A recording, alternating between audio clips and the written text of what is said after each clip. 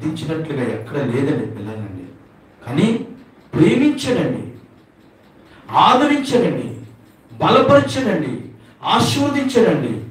వారికి మందలించుకుంటా చక్కగా దేవుడి దగ్గర కన్నీరు కార్చి ప్రతి పేరును కూడా ఏమండి 10 మంది పిల్లల పేర్లు కూడా పేరు పేరున చదివి దేవుని దగ్గర దేవుని చేతులు పెట్టి క్షమించవా ప్రభువా నా పిల్లలు, అయ్యా వారు ఎవరి పిల్లలు, వారి కాలేజీకి వెళ్తే వారికి నచ్చినట్టు మాట్లాడుతుంటారు, వారి క్లాసులు ఉన్నప్పుడు చూపులు చూస్తూ ఉంటారు, వారి పనులు ఒకవేళ బాగున్నాయో లేదు నాకు తెలియదయ్యా.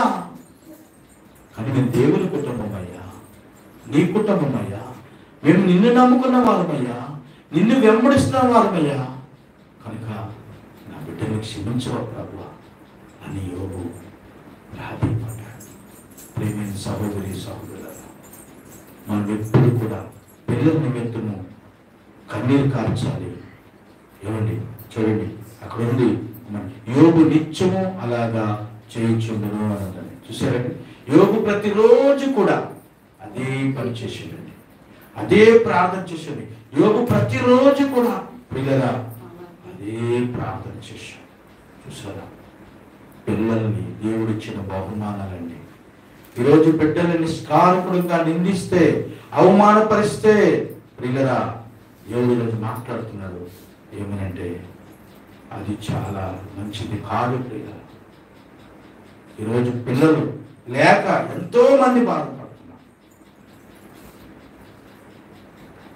ఎవరైనా పిల్లలుంటే మాకు ఇస్తే బాగుండి పెంచుకుందాం అనుకునేవారు చాలా మంది ఉన్నారు ప్రియుల. ఎంతో మంది వాళ్ళకి పిల్లలు కలగటం లేదు ప్రియులరా.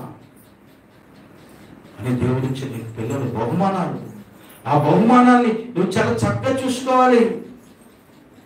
పిల్లరా గమనించండి, దేవుడు ఇచ్చిన ఆశీర్వాదాలు, ఆరోగ్యకరమైన పిల్లలు నీకు ఇవ్వడమే దేవుడు ఇచ్చిన దేవునా. అంతకన్నా గొప్ప బహుమానం ఈ భూమి మీద ఏమనిందో పిల్లరా. కొంతమంది పిల్లలు ఉంటారు, వారు ఎంత బాధపడుతుంటారు పిల్లరా, ఎన్ని కష్టాలు పడతారు, వాళ్ళకి రాబడి ఉంటుంది కానీ సుఖం ఉండదు పిల్లరా. ఆ పిల్లలు ఆసుపత్రికి తీసుకొచ్చేసరికి వాళ్ళ దినాలన్నీ గడిచిపోతాయి, ఇక మనశ్శాంతి ఉండదు. ఒక పూట ముద్ద మనశ్శాంతిగా తిన్నామని చెప్పుకోవడానికి ఏమీ ఉండదు ప్రియులరా. అలాంటి కుటుంబాలు కూడా చాలా ఉన్నాయి కదండి. మరి వాళ్ళు చూసే దేవుడు, నిన్ను చూసే దేవుడు, మరి నిన్ను చూసే దేవుడు వైపు నువ్వు చూడవా? నిన్ను పరిపాలించే దేవుడు రాజు అయినా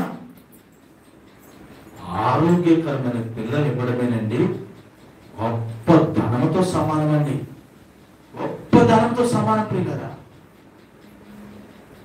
ఎంత భయంకరమైనటువంటి వ్యాధులు ప్రియులరా, భయంకరమైన శోధనలు ప్రియులరా అనేకం చూస్తున్నాం. కానీ ఈరోజు దేవుడు నీకు మంచి బిడ్డలు ఇచ్చారు కదా, మంచి పిల్లలు ఇచ్చారు కదా.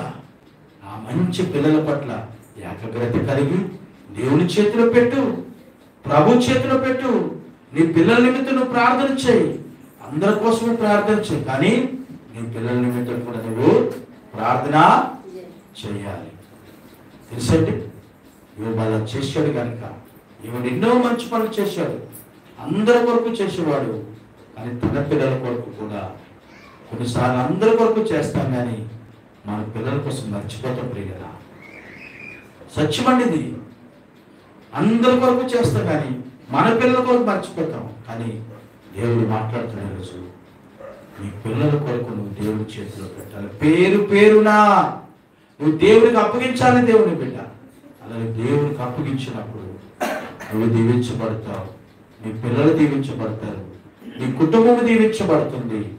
యోబుని ఎలాగైతే దేవుడు రెండింటి ఆశీర్వాదాలు ఇచ్చాడో ప్రియులరా, అలాగే దేవుడు నిన్ను నీ కుటుంబాన్ని కూడా ఆశీర్వదిస్తాడు. దేవుడి మాటలు దీవించుగాక. ఆమేన్. ప్రార్థన చేసుకో. మహాపరిశుద్ధుడైన గొప్ప దేవుడని సహాయం చేయండి అయినా.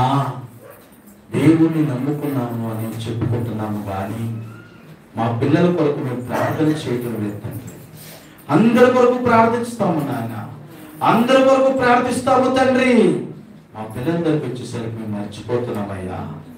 కనుక నా తండ్రి ఈరోజు నువ్వు మాట్లాడేవు నాయన, మా పిల్లల కొరకు ప్రార్థన